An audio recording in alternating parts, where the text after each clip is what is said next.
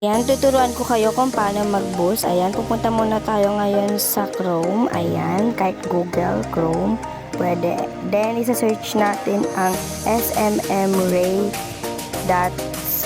Ayan, makikita nyo dyan and then i-enter natin. Then, pagkatapos i-enter, may makikita po kayong username, password. Then, pindutin nyo po yung sign up.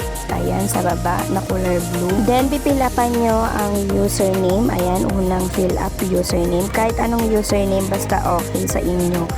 Then, pupunta po tayo sa email. Ayan, kahit anong email, kahit fake email, okay lang po. Then, pupunta naman din po tayo sa password. Ayan.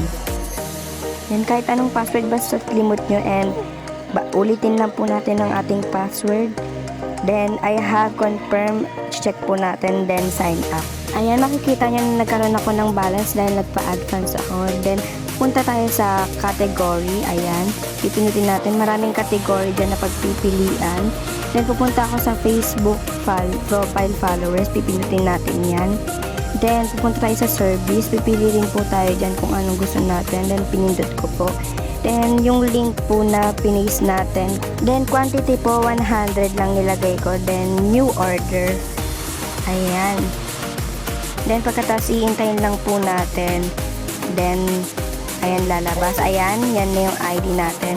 Then, if na mag-check po tayo ng orders, pipinutin natin yung orders. Ayan, pipinutin po natin yung orders.